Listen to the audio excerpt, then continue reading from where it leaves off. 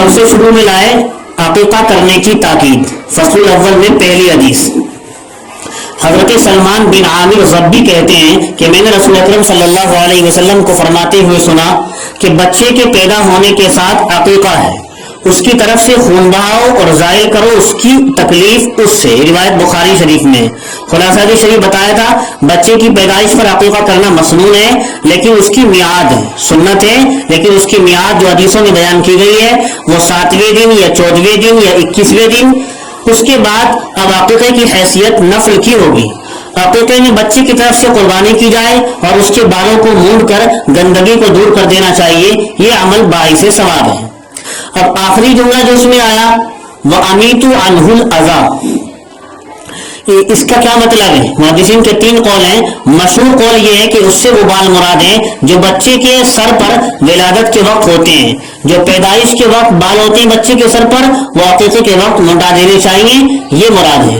دوسرا قول یہ کہ اس سے وہ خون مراد ہے جو زمانے جاہلیت میں عقیقہ کرتے وقت بچے کے سر پر ڈال دیا جاتا تھا. جس بکری یا جانور کو عقیقے میں ذبح کرتے تھے اس کا خون بچے کے سر پر ڈال دیا کرتے تھے. اسلام نے اس کی ممانعت کر دی کہ اس طرح بچے کے سر پر خون نہ بہایا جائے. تیسرا قول یہ ہے کہ اس سے ختنہ مراد ہے اور مطلب یہ ہے کہ عقیقے کے ساتھ بچے کا ختنہ بھی کر لیا کرو. اور الفصل الثانی میں دوسری حدیث آ رہی ہے عقیقے میں جانور کی تعداد کے سلسلے میں. حضرت ام کلثوم سے روایت ہے کہ میں نے رسول کریم علیہ السلام کو فرماتے ہوئے سنا کہ پرندوں کو ان کے گھونسلوں میں رہنے دیا کرو.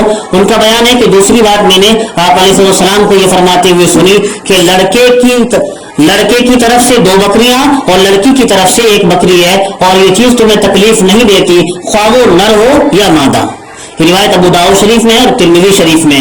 حاصل حدیث اس کا بھی ہے. پہلی بات حضور نے بیان فرمائی پرندوں کے گھونسلوں کو ہلا کر پرندوں کو مت اڑاؤ کیونکہ اس میں پرندوں کو تکلیف ہوتی ہے اور پرندوں کو تکلیف پہنچانا صحیح نہیں ہے. دوسری بات حضور نے بیان فرمائی اس حدیث میں لڑکے کے عقیقے میں 2 بکریاں اور لڑکی کے عقیقے میں 1 بکری ذبح کرنی چاہیے. جانور میں اس بات کا لحاظ ضروری نہیں کہ عقیقے میں بکرے ہی ذبح کیے جائیں یا بکری ذبح کی جائے, جو میسر ہو ذبح کیے جا سکتے ہیں. اس حدیث سے معلوم ہو گیا تو نر یا مادہ میں کوئی فضیلت نہیں ہے, لہٰذا جو بھی میسر ہوں ذبح کیے جا سکتے ہیں. بس اتنی بات اس میں آئی کہ لڑکے کی طرف سے 2 اور لڑکی کی طرف سے 1 ہونا چاہیے. اور اگر کسی کو ایک ہی میسر ہو, لڑکے ایک ہی بکرا کسی کے پاس ہو, دوسرا ہو ہی نہ, تو وہ لڑکے کی طرف سے 1 بکرا بھی کر سکتا ہے. فقہاء نے اس کی بھی صراحت کی ہے. حرج اور تنگی میں شریعت کسی کو نہیں ڈالتی. اچھا, اب تیسری حدیث دیکھو آ رہی ہے حسن کی. عقیقہ کون سے دن ہونا چاہیے؟ حضرت حسن حضرت سمورہ ابن جندب سے روایت کرتے ہیں کہ رسول کریم علیہ السلام نے ارشاد فرمایا لڑکا اپنے عقیقے کے بدلے رہن رکھا ہوا ہے. الغلام مرتہن بعقیقتہ, لڑکا اپنے عقیقے کے بدلے رہن رکھا ہوا ہے, گروی رکھا ہوا ہے. لہذا 7ویں دن اس کی طرف سے جانور ذبح کیے جائے, اس کا نام رکھا جائے اور اس کا سر مونڈا جائے. روایت مسند احمد اور ترمذی میں.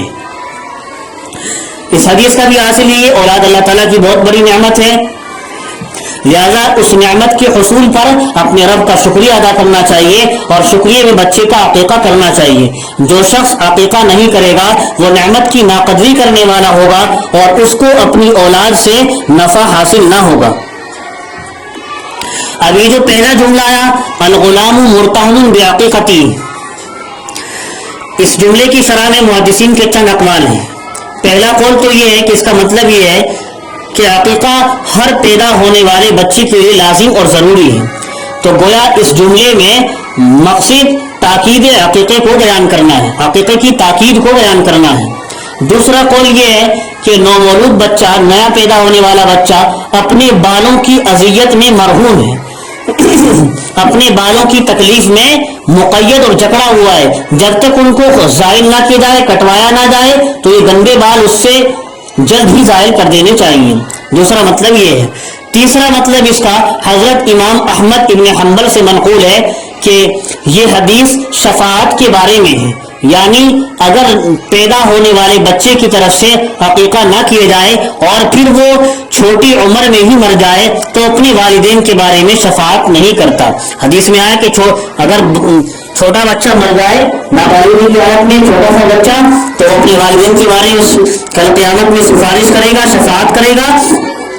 امام احمد کہتے ہیں جو آدمی عقیقہ نہیں کرتا تو وہ بچہ چھوٹا ہونے کی حالت میں اگر مر جائے، جو آدمی اپنے بچے کا عقیقہ نہیں کرتا اور وہ چھوٹا ہونے کی حالت میں مر گیا تو کل وہ اپنے والدین کے بارے میں شفاعت نہیں کرتا۔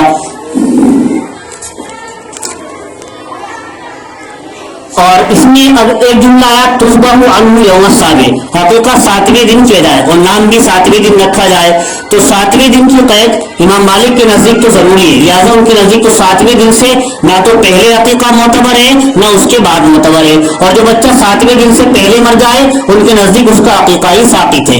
لیکن احناف کے یہاں، حنفیہ کے نزدیک 7ویں روز کی رعایت یہ مستحب ہے۔ حدیث میں جو فرمایا گیا ہمارے یہاں یہ رعایت کرنا مستحب ہے، اگرچہ کتنے ہی دن گزر جائیں، اور اس کی صورت یہ ہے کہ بچے کا عقیقہ جب بھی کیا جائے گا ولادت والے روز سے ایک دن پہلے کیا جائے گا۔ مثلا اگر پیدائش بچے کی جمعے کے دن ہے تو جب عقیقہ کیا جائے جمعے سے ایک روز قبل یعنی جمعرات کو کیا جائے، جب بھی کیا جا رہا ہو 7ویں دن کا خیال رکھ لیا جائے، اور ہمارے یہاں بالکل 7ویں دن کرنا اس کی رعایت یہ مستحب ہے۔